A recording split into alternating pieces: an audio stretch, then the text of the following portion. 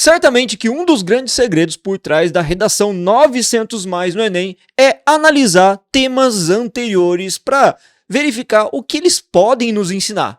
E é nesta aula que a gente vai fazer a análise do Enem 2021, da prova que foi aplicada para pessoas privadas de liberdade ou segunda aplicação. Então, vem comigo!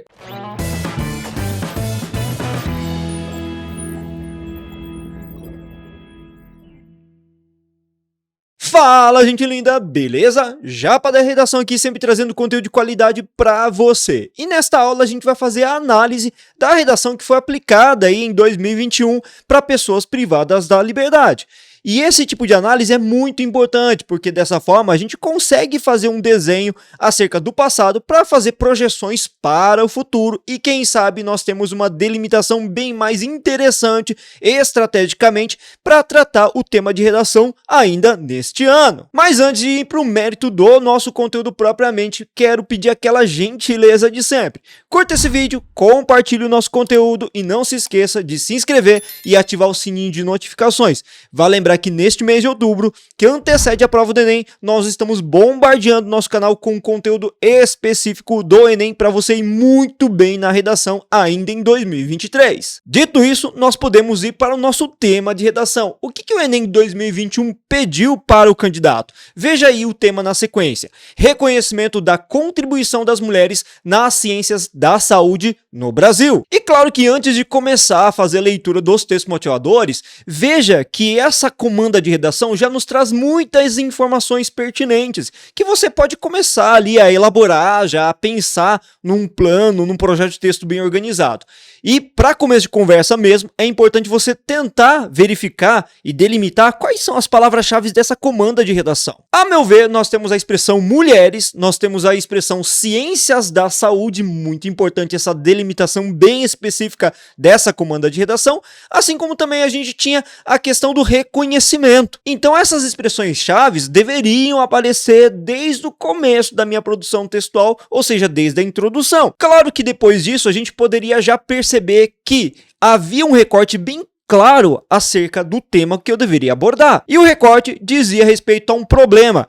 Qual o problema, professor? O problema da falta de reconhecimento das mulheres em todo o campo social, mas principalmente focado nas ciências da saúde. E depois que você delimitou esse problema, que você verificou que certamente existem causas e também consequências que afetam diretamente a situação do não reconhecimento, aliás, das mulheres nas ciências da saúde do Brasil, é importante a gente tentar já meio que vislumbrar soluções possíveis para essa problemática.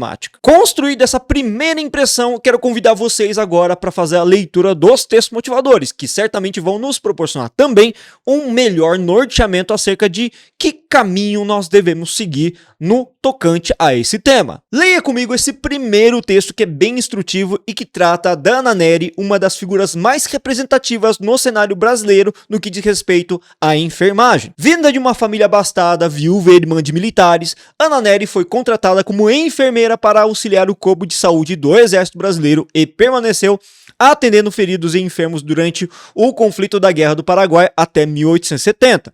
Na época, doenças ameaçavam a saúde dos soldados, mas Ana conseguiu transformar a realidade sanitária dos locais onde trabalhava, impondo condições mínimas de higiene para que essas doenças não se alastrassem e para que as pessoas fossem tratadas com segurança. A sua história está documentada no Museu Nacional da Enfermagem, fundado em 2010, então veja que é muito recente a questão da valorização de figuras históricas que representam as ciências da saúde no Brasil, claro, mulheres, né? A trajetória de Ana Nery é semelhante à de Florence Nightingale, a inglesa, que consolidou seu trabalho de cuidado na Guerra da Crimeia e fundou a enfermagem moderna no século XIX. Perceba que esse primeiro texto já nos traz uma referência histórica muito pertinente e de como é difícil realmente o reconhecimento das mulheres, mesmo tendo participado e contribuído diretamente na melhora do sistema de saúde brasileiro. Já o texto 2 traz uma referência mais recente na nossa história, do chamado Zika vírus. Veja comigo. A pesquisadora Adriana Mello foi pioneira na identificação da relação do Zika com a microcefalia. 5 anos após o surto no país, ela ajuda famílias com um projeto singular na Paraíba e diz que ainda há muito a aprender sobre a doença. Infelizmente, o interesse internacional em pesquisa diminuiu muito, reclama Mello, porque o Zika não chegou ao mundo rico, não chegou à Europa e aos Estados Unidos. Perdeu-se totalmente o interesse pelo assunto. Para ela, é uma negligência uma vez que o Zika vírus continua causando novos casos de microcefalia em crianças. Perceba a referência e a importância dela no combate ao Zika vírus e o alerta que ela dá. E veja que esse alerta não é muito o quê? Ouvido, não é muito escutado, não é visibilizado. Será que não é visibilizado pelo fato de uma mulher, de uma pesquisadora alertar para a questão desse problema? Fica aí o questionamento. No terceiro texto, nós temos uma história recente relativa às questões que envolvem também a pandemia, bem mais recente que o Zika vírus, inclusive. Vamos lá, editor, sobe para mim. A vida de uma médica entre 6 hospitais e 3 filhos durante a pandemia. Olha só que interessante este título. Diz respeito à relevância da profissão dela no combate à Covid-19 em meio ao cenário pandêmico e também a divisão que ela tem que fazer do trabalho e dos cuidados que ela tem com 3 filhos, com uma família relativamente numerosa na atual conjuntura. Olha só o que ela traz. Entro em casa pela porta dos fundos, higienizo as mãos com álcool gel, tiro a roupa na lavanderia, coloco direto na máquina de lavar. Sigo para o banho. Agora essa é minha rotina, diz a médica. A pior parte é a de não chegar perto das crianças que ela tem, os 3 filhos. Saindo do banho, vejo que há 2 ligações não atendidas. Retorna a primeira, uma amiga, cardiologista, conta que não vai conseguir voltar ao hospital para atender um paciente. Ela já vinha apresentando um quadro de moleza desde sábado, mas como nós médicos estamos habituados a fazer, ignorou os sintomas por serem leves, tirou um cochilo hoje, à tarde acordou com febre. Ela contou que atendeu um paciente 4 dias atrás, que estava com febre depois de voltar de uma viagem. Ele fez o teste hoje e recebeu o resultado positivo. Até perceber o risco, o contato já havia acontecido. Pedi para ela fazer exames para a Covid e ficar em isolamento domiciliar. Veja que esse texto basicamente retrata um cotidiano, a rotina de uma médica dividida entre os trabalhos com a medicina, com o compromisso das ciências da saúde, assim como também em relação às crianças. O que eu acho interessante é que esse texto traz um dado esclarecedor em relação às questões que envolvem o acúmulo de função das mulheres, que muitas vezes vão impedi-las de exercer uma especialização, uma pós-graduação na área das ciências. Veja que estamos falando de uma sociedade ainda extremamente machista, que transfere à mulher as funções do cuidado da casa, assim como dos filhos. E aí o texto 4 faz uma alusão direta às questões que envolvem a relevância das mulheres no combate às doenças. Olha só que interessante, esta criança que brinca com uma boneca e deixa num saco de lixo, num cesto de lixo, heróis, homens, figuras notórias do cenário heróico masculino da mídia contemporânea, e ele troca esses objetos por uma mulher, por uma enfermeira que voa, que alça voos grandiosos, porque ela se tornou, em meio ao cenário de pandemia, a figura protetora importantíssima dessa conjuntura no combate à Covid-19. Ou seja, os verdadeiros heróis estão muito mais próximos da gente do que nós podemos imaginar. Veja que todos esses textos motivadores traziam claramente o delineamento de um problema, que é justamente a questão da falta de valorização das mulheres no cerne da saúde e principalmente quando se fala da área científica. Portanto, a gente já tinha um desenho bem claro aí em relação ao recorte temático que a gente deveria dar à nossa redação. Mas antes de prosseguir, eu quero trazer para vocês aqui alguns repertórios que poderiam ser recrutados para trabalhar muito bem essa redação. O nosso primeiro repertório diz respeito ao Nobel da Medicina de 2023. Falo aqui da húngara Katalin Karikó, que ganhou neste ano 2023 o Nobel de Medicina por conta dos estudos que ela fez acerca do RNA revolucionando as vacinas para o combate à Covid-19. E ela tem um histórico de vida muito difícil de ser superado, e com todas as dificuldades que ela teve relacionado, por exemplo, à questão da xenofobia nos Estados Unidos, assim como também o sexismo, ela conseguiu desafiar tudo isso e fez seu nome atualmente ecoar como uma das figuras mais célebres, mais importantes do cenário das ciências da saúde mundial. Então, certamente ela merece muito reconhecimento e é um repertório fantástico de uma mulher que lutou contra diversos desafios para poder criar sua filha, a sua família e também investir grandemente na ciência e contribuir significativamente para avanços que são substanciais na hora da saúde mundial. Além disso, gente linda, eu trouxe um outro repertório que eu achei muito bacana de mostrar para vocês e elucidar como o Brasil realmente não valoriza, ou melhor dizendo, como a estrutura brasileira não contribui diretamente para o investimento na área da ciência da saúde quando se fala em mulheres. De acordo com o CNPq, Conselho Nacional de Desenvolvimento Científico e Tecnológico, no Brasil, nós temos uma situação de investimento em bolsas de estudo que é muito desigual se comparado a homens e mulheres. Só para vocês terem uma ideia, em média, as bolsas de estudo de iniciação científica são dadas a 63% dos homens, enquanto que as mulheres ficam com o restante, o menor recorte. Veja que as mulheres são maioria no Brasil, hein? E a situação piora ainda mais quando nós chegamos às bolsas com maior especificidade e também estão no maior grau também de formação. As bolsas que o pessoal caracteriza como tipo 1A. Nesse caso, os homens predominam ainda mais, com cerca de 73,7% das bolsas destinadas a eles. E o restante, claro, as mulheres. Veja, a menor parcela. O que isso significa? Significa, basicamente, que a formação na área das ciências da saúde ou em qualquer área científica em relação às mulheres vai sendo cada vez mais prejudicada com o passar do tempo, com o envelhecimento, com o processo de amadurecimento. Então, por exemplo, quando ela é jovem ainda, quando ela está fazendo faculdade, ela consegue ter acesso a essas bolsas de maneira quase equivalente aos homens. Mas com o passar do tempo, com a formação mais específica da profissão e também do conhecimento científico, ela vai se afastando cada vez mais da área científica. Isso pode estar relacionado diretamente a quê, gente? Pode estar relacionado às questões que envolvem a sobrecarga da mulher, porque ela tem que ao mesmo tempo estudar e cuidar da casa e também trabalhar. Resultado, ela acaba se afastando da vida acadêmica precocemente e acaba deixando de contribuir efetivamente para as ciências na área da saúde. E como terceiro repertório riquíssimo, eu trouxe aqui um longa-metragem baseado na vida real da Nise da Silveira. Nesse caso, eu trouxe o longa-metragem Nise, O Coração da Loucura, de 2015, estrelado pela Glória Pires. Certamente você já ouviu falar dessa atriz muito famosa, muito renomada e muito talentosa. Ela então interpreta a Nise da Silveira, que por volta da década de 20 revolucionou a área da psicoterapia. Ela teria trabalhado no Rio de Janeiro, numa clínica psiquiátrica, e verificou que os médicos, assim como todo o tratamento de época, era extremamente desumano contra aquelas pessoas que tinham algum tipo de distúrbio mental e que muitas vezes tinha o seu distúrbio, a sua doença negligenciada. Então ela presenciava tratamento de choque, banho de água fria, entre tantos abusos contra a questão humana nesses locais. E ela propôs uma terapia diferenciada que pudesse humanizar, inclusive através da arte. E assim ela conseguiu melhorar a vida, a qualidade de vida e também a dignidade desses doentes mentais. Logo, se trata de uma figura que também refere-se ao rompimento de um paradigma de época e uma mulher que contribui diretamente nas ciências da saúde.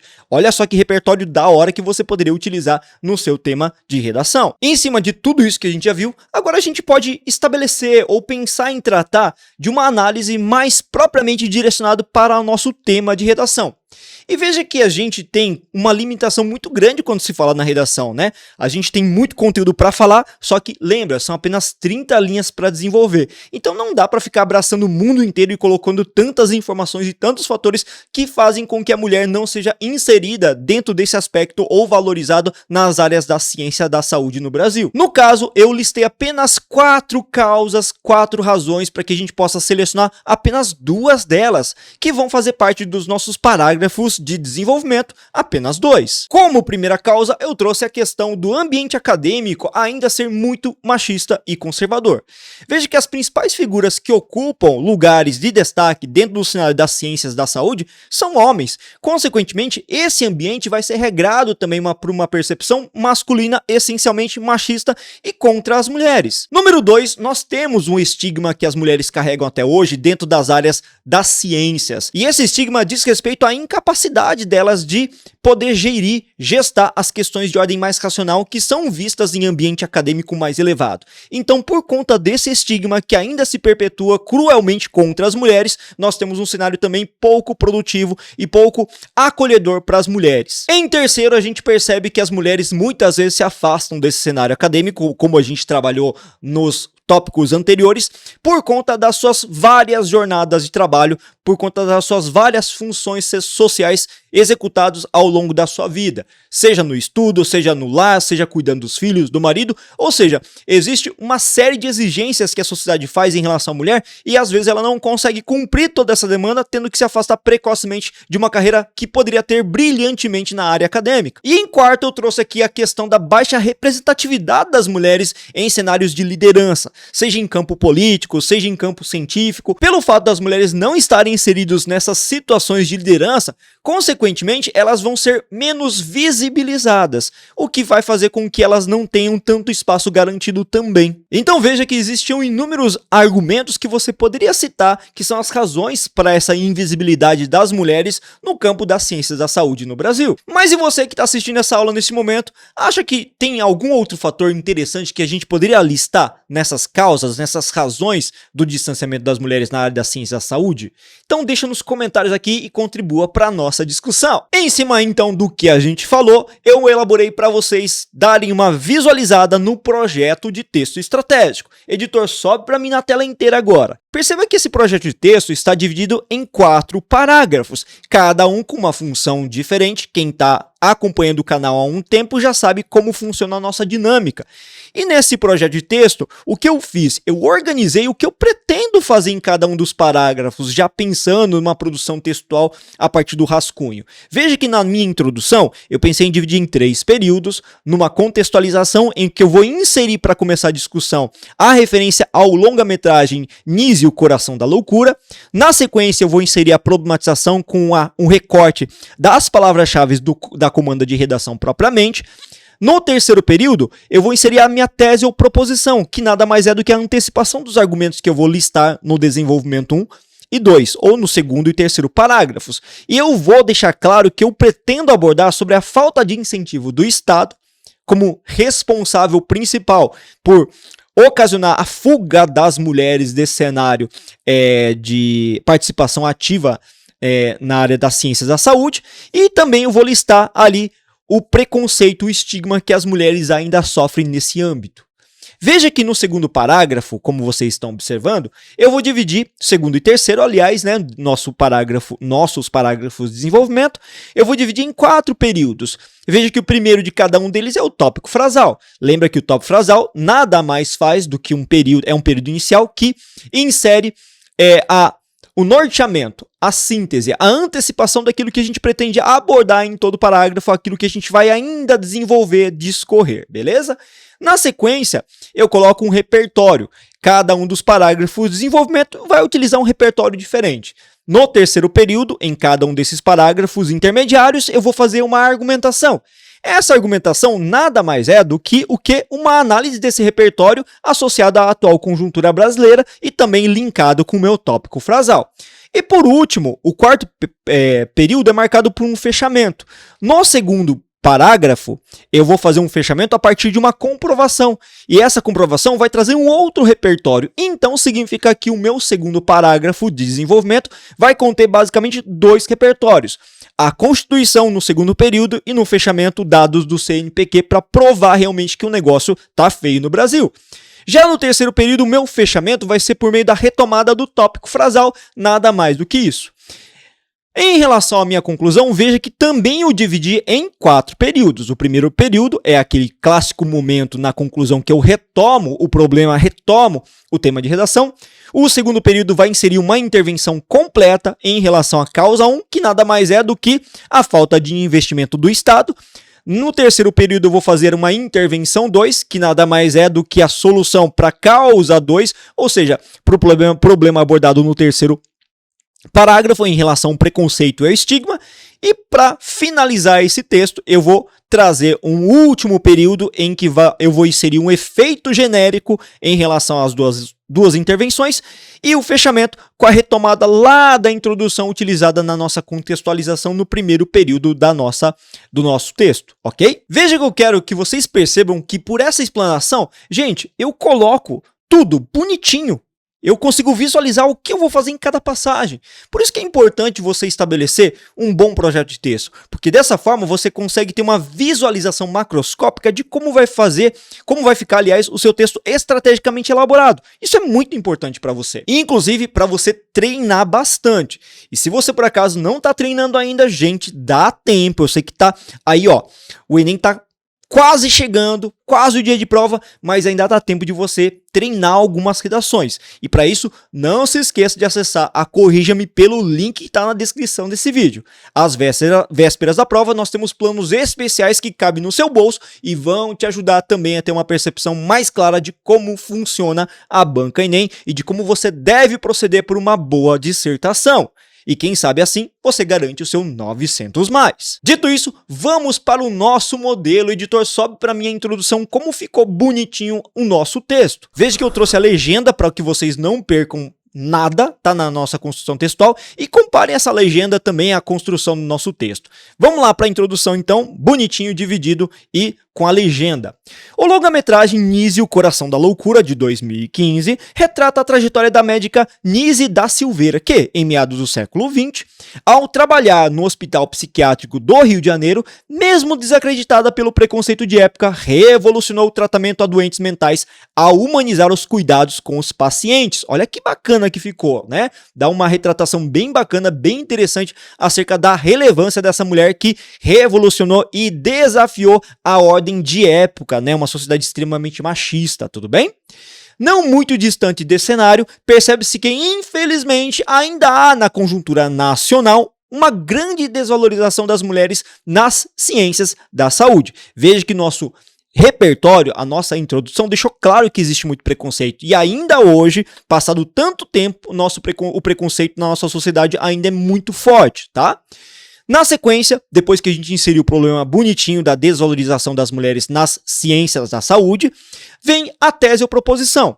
Nesse sentido, é fundamental averiguar as razões do entrave a partir da falta de incentivo estatal e do estigma que as profissionais ainda carregam muito fortemente. Já no desenvolvimento 2, olha que bonitinho que ficou, editor, sobe para mim. De novo, nós temos a legendinha bonitinho para você ficar por dentro de todas as passagens e a gente começa lá em vermelho pelo tópico frasal. Vale alertar que nós temos uma expressão que indica o início da discussão, que é o de início. De início, evidencia-se que o poder público pouco faz para incentivar a inserção de mulheres nas áreas da saúde. Nesse viés, de acordo com a Constituição Federal, todos têm direitos iguais e devem ter a sua dignidade garantida sem distinções de gênero. Perceba que eu inseri um repertório relativo à nossa Constituição Federal. Todavia, olha só a nossa argumentação agora, que vai analisar uma visão oposta ao que acontece de fato, né, em relação à Constituição e em relação à realidade. Todavia, percebe-se que a Carta Magna se limita muitas vezes à teoria, visto que o espaço feminino a determinadas áreas do saber é restringido por conta da inépcia estatal ao não possibilitar uma promoção das mulheres no setor acadêmico relacionado ao fomento à pesquisa. Então, o Estado falha porque o Estado não incentiva as mulheres adequadamente na questão da pesquisa científica, na área acadêmica. Veja que nesse modelo, nesse desenvolvimento 1, eu trouxe para fechar um outro repertório que vai fazer o quê? Comprovar aquilo que eu falei, que o Estado não incentiva a pesquisa. Prova cabal disso são dados recentemente levantados acerca das disparidades de gênero de bolsas oferecidas pelo CNPq, segundo o qual, em média, 63% são preenchidas por homens e a menor parcela a elas, as mulheres, são destinadas às mulheres. Veja então que essa realidade é comprovada por esse dado do CNPq. Dessa forma, gente, eu garanto que minha argumentação neste parágrafo esteja inquestionável, porque eu estou provando realmente que as mulheres têm o menor espaço no cenário acadêmico, no investimento da pesquisa, no fomento à pesquisa científica. Já no desenvolvimento número 2, olha só como ficou nossa distribuição bonitinha. Veja que para iniciar o parágrafo eu uso um conectivo argumentativo, um operador argumentativo que é o além disso. Além disso, é notório que o preconceito de gênero consolida a exclusão de muitas mulheres nas áreas da ciência da saúde. Olha o tópico frasal bem específico, tá? Interessante exemplo disso é o caso da ganhadora do Nobel de Medicina de 2023, a bioquímica húngara Katalin Karikó, que, como uma das grandes mentes por trás da descoberta da vacina contra a Covid, teve sua trajetória de vida marcada nos Estados Unidos pelo sexismo, assim como pela xenofobia. Ela sofreu demais então, né? E ela desafiou todos os preceitos para poder então fazer valer essa descoberta revolucionária. Contrariando todas as imposições e limitações, olha a análise que a gente está fazendo desse repertório agora, ela conquistou seu lugar na história, mas a partir de muita luta, assim como as mulheres brasileiras que, por conta de um forte estigma que carregam, tidas como sexo frágil, perdem muitas oportunidades na carreira. Então elas perdem por quê? Por conta do forte preconceito que elas enfrentam, assim como a Katalin Karikó também enfrentou muito preconceito. Logo, é visível que uma sociedade de bases machistas prejudica e inibe a formação de grandes mentes. Perceba que a estratégia para fechar esse segundo parágrafo de desenvolvimento foi fazer o quê? Retomar justamente o que está colocado no tópico frasal. E como fica a nossa conclusão para encerrar de vez essa aula que ficou um pouco longa, mas certamente vai te ajudar bastante a entender a dinâmica de construção textual do Enem. Sobe para minha conclusão, editor, por favor. Veja que nós também fizemos a divisão bonitinha em cores para você ver adequadamente cada uma das passagens e ficar bem didático para você. O primeiro passo é inserir um conectivo, na sequência retomar aquilo que a gente colocou lá na introdução como problema, né? E que a gente foi pontuando, colocando, recuperando ao longo dos desenvolvimentos também. Dessart, constata-se que há uma grande desvalorização das mulheres nas ciências da saúde no Brasil. Assim sendo, para romper com o dilema, perceba que eu já comecei a minha intervenção e essa primeira intervenção tem que atacar o primeiro problema, a primeira causa, ok? No segundo parágrafo, no caso, no desenvolvimento 1. E essa primeira intervenção será completa, terá todos os 5 elementos. Assim sendo, para romper com o dilema, o Poder Executivo, órgão máximo responsável pela garantia de bem-estar a todos, deve instaurar a equidade na distribuição de bolsas de pesquisa, por meio de cotas de 50% das vagas para as acadêmicas mulheres, a fim de criar uma equidade. Vamos ler mais uma vez para contabilizar todos os elementos. Conte comigo. Poder Executivo é o meu agente. Órgão máximo responsável pela garantia de bem-estar a todos é o meu detalhamento do agente. Segundo elemento. Deve instaurar a equidade na distribuição de bolsas de pesquisa, a minha ação propriamente. Por meio de cotas de 50% para elas, né? Meio a meio. Então seria meu meio modo. A fim de criar uma equidade, equilíbrio, então seria o meu efeito. Veja, são 5 elementos bonitinhos que a gente fez. Na sequência, a gente vai inserir no terceiro período uma outra intervenção, só que dessa vez ela não vai ser completa, ela vai ter menos elementos, porque a nossa intervenção mais completa, com 5 elementos, já foi feita. Então não preciso ficar perdendo tempo fazendo uma outra completinha. Ah, professor, eu quero fazer outra completinha. Faz. Só que isso não vai te ajudar em nada, isso vai consumir muitas linhas e às vezes não vai caber na sua folha de redação, beleza? Então toma cuidado com isso também. Vamos lá então para o nosso terceiro período. Ademais, é essencial que nas instituições de ensino básico haja a implementação de uma educação de plena formação cidadã para incentivar o respeito e eliminar os preconceitos. Veja, estou falando de preconceito, né? De eliminar os preconceitos em relação à questão de gênero. Agora, no quarto período, o fechamento a partir de um efeito genérico e pela recuperação da nossa introdução. Desse modo, em médio prazo, será possível a constituição de um Brasil mais justo e que o sofrimento vivido por Nise da Silveira seja apenas ficção. Olha só, a gente recupera, faz um efeito genérico, recupera lá a nossa introdução, deixando o nosso texto muito estratégico. Gente linda do meu coração, chegamos ao final dessa aula e eu quero saber se você gostou, se não gostou. Para isso você pode comentar, pode curtir, isso é muito importante pra gente. Nós preparamos o material todo com muito carinho, muito cuidado, pensando em você, tá? E claro que cometemos uma falha ou outra em algum momento, mas pensamos muito na sua questão, no seu desenvolvimento, no seu desempenho e para melhora também, claro, da sua redação, para que você possa conquistar uma vaga no exame vestibular, assim como também numa faculdade bem bacaninha, beleza? Então não custa nada dar aquela força curtindo e compartilhando este conteúdo para o YouTube entender que nosso canal é extremamente relevante. Quero agradecer demais você que chegou até aqui e desejar para vocês bons estudos e até a próxima aula!